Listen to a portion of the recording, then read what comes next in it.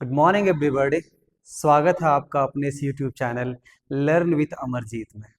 My dear student, आज मैं आप लोगों के लिए एक बड़ा सा चेंज जो सीबीएसई ने किया है आपके सामने रखना चाहता हूँ।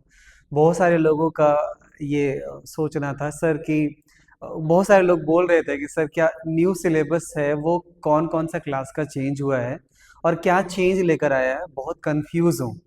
तो आज हम इस वीडियो में आपको डिटेल करने वाले हैं कि सीबीएसई ने क्या चेंज किया है, स्पेशली सोशल साइंस में। माय डियर स्टूडेंट, हम क्लास 9th में आने के बाद ये सोशल साइंस को चार भागों में देखते थे। History, political science, geography and economics, right. और हमारे पास चार बुक होते थे। नाउ अब क्या कर दिया है सीबीएसई ने, सारे जितने भी चैप्टर्स थे उसको इंक्लूड कर दिया है और उसको दो पार्ट्स में बांट दिया है। तो वो कौन कौन से पार्ट्स है? पहले 20 चैप्टर्स होते थे, ऑल अराउंड सभी को मिला देते थे, तो 20 चैप्टर्स अराउंड होते थे।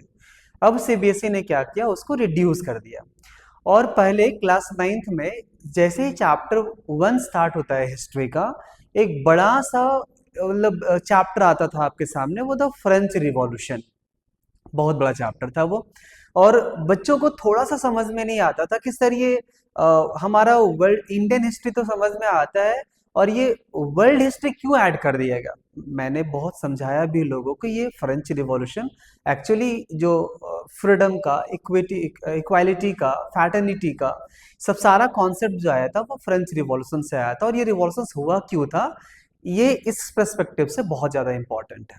लेकिन सीबीएसई ने यहाँ जो चेंज लाया है वो इसलिए कि हम इंडिया में रहकर पहले हम इंडियन हिस्ट्री को अच्छे से जान लें।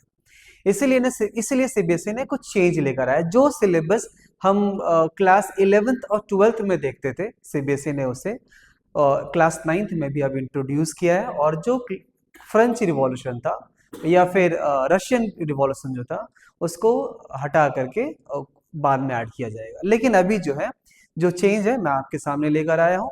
देखते हैं सबसे पहले क्या है सिलेबस।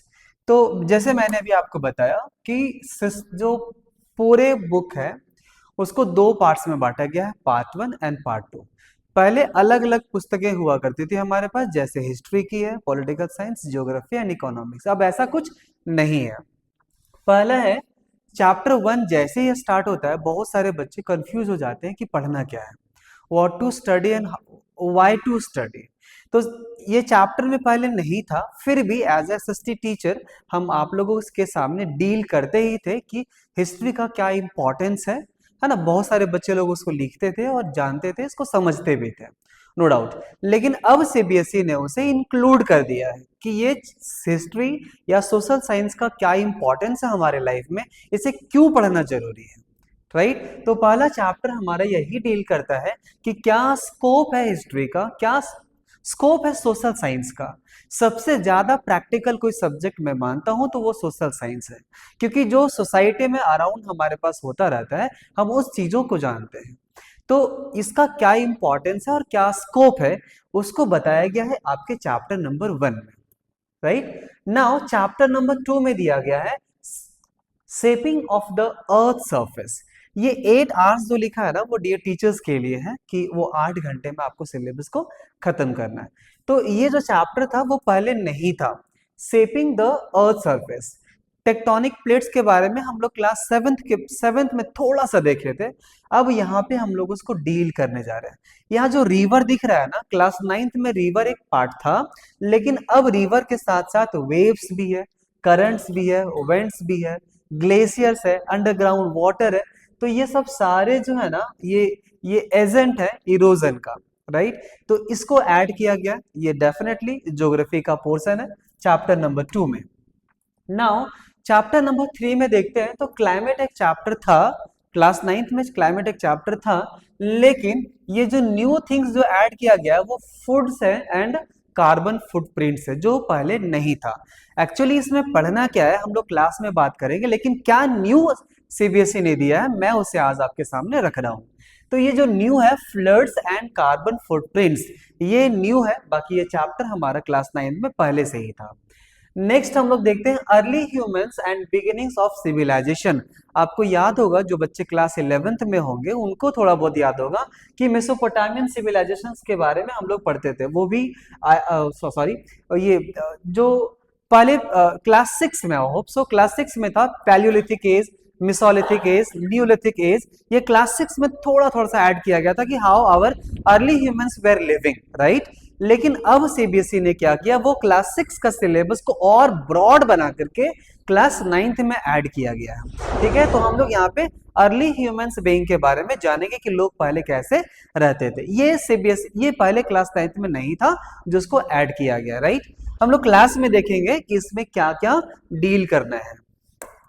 नेक्स्ट देखते हैं स्टेट एंड सोसाइटी, जो कंप्लीटली न्यू चैप्टर है ना। ये क्लास 6 का ही एक पार्ट है, स्टेट एंड सोसाइटी। तो उसको भी देखने जा रहे हैं कि कैसे वहां का, जैसे किंग्स थे या फिर मोनार्क सिस्टम था, उसका रूलिंग सिस्टम कैसा था, राइट। हम लोग क्लास 7th में मुगल डायनेस्टी के बारे में थोड़ा बहुत देखे ही हैं, तो इसको हम लोग एंशिएंट हिस्ट्री में कैसा एम्पायर था, कैसे वो स्टेट चलता था, उसको हम लोग डील करने जा रहे हैं।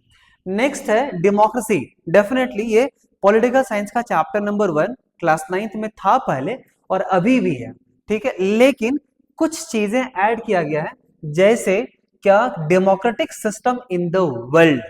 ये यहां तक challenges to democracy in India. अगर आपके पास पुराना बुक होगा डेमोक्रेसी, ये पॉलिटिकल साइंस का, तो लास्ट टॉपिक जो छोड़े थे हम लोग वो यहां तक था, what are the challenges faced by a democratic country, right. ये लास्ट टॉपिक था हमारा, लेकिन ये democratic system in the world के बारे में नहीं था।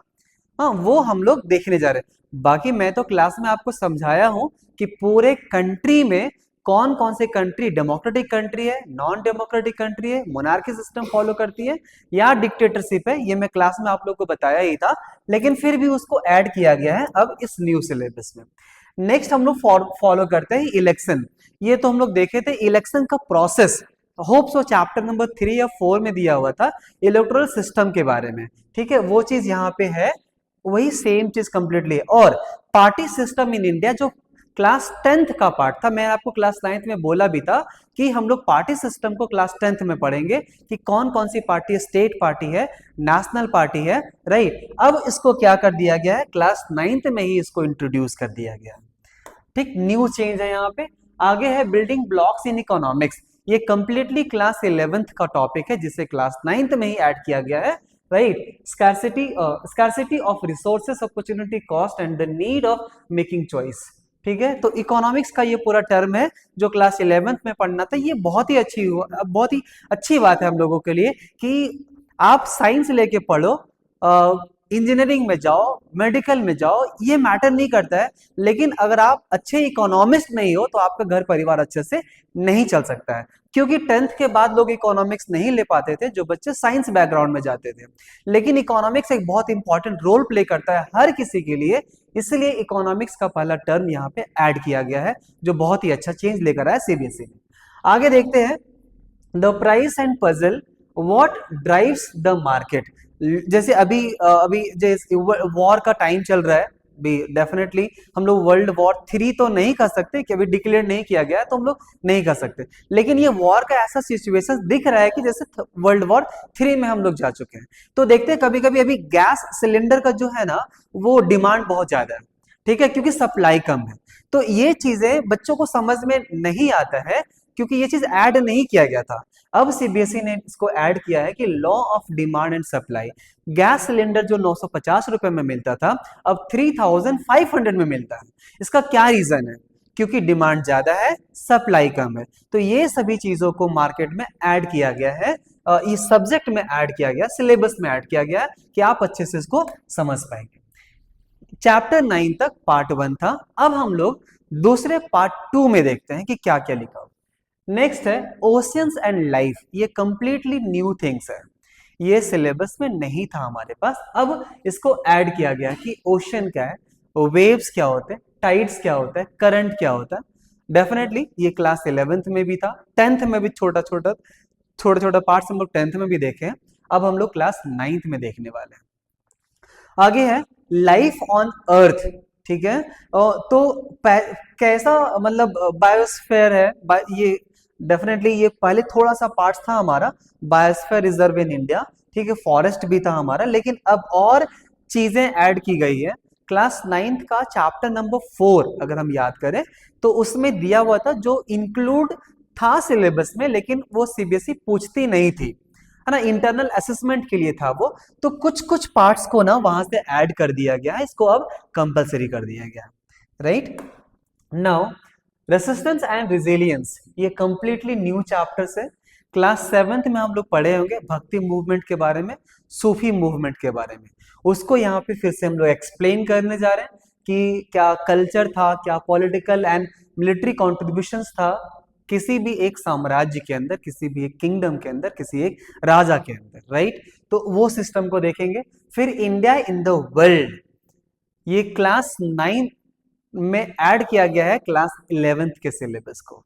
चैप्टर नंबर 1 ही शुरू होता है मेसोपोटामियन सिविलाइजेशन के बारे में।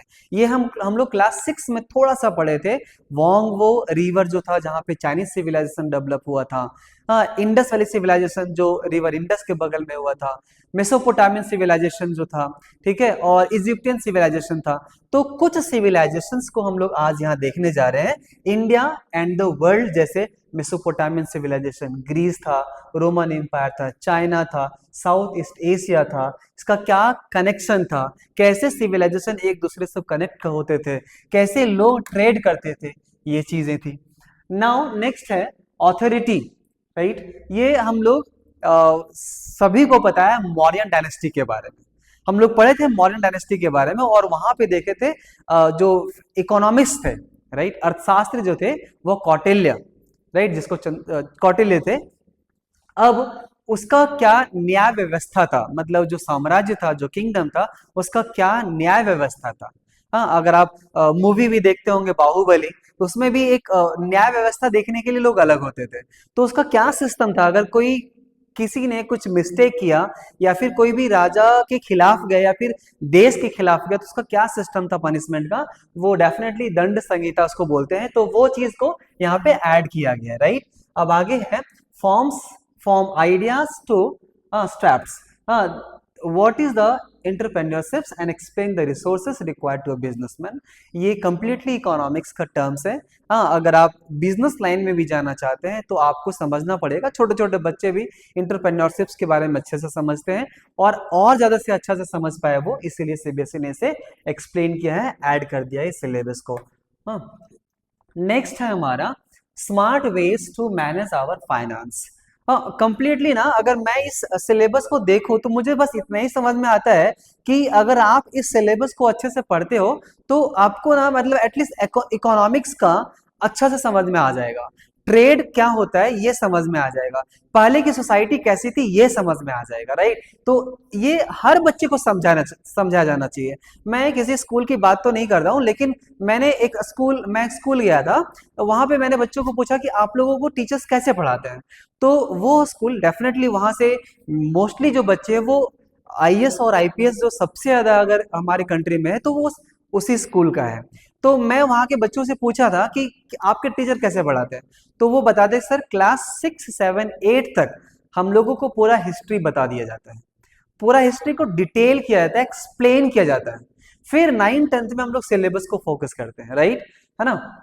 होप सो आप लोग जान गए होंगे मैं किस स्कूल की बात कर रहा हूँ। फिर यही था smart ways to manage our finance, relevance of personal financing management in our daily life. हाँ, सैलरी मिलती है, 10 दिन में खत्म हो जाता है। आपके पास अगर नानी घर से आए, पैसा आपको मिला किसी चीजों के लिए, आपके पास पैसा रहा, तुरंत खत्म हो जाता है। तो हम लोग उस मतलब बैलेंस को ना, जो आपके पास अमाउंट होता है उसको कंटिन्यू और बहुत लॉन्ग टर्म के लिए बैलेंस नहीं कर पाते हैं। तो उसकी स्टेबिलिटी के लिए सीबीएसई ने ये सिलेबस को इंट्रोड्यूस किया है, और यही था हमारा पूरा ओवरऑल सिलेबस जो सीबीएसई ने चेंज कर लाया है। और इसके अंदर का जो कंटेंट है डेफिनेटली हमारे पास बुक्स अवेलेबल होगा, हम लोग फिर क्लास में इसके बारे में बात करेंगे।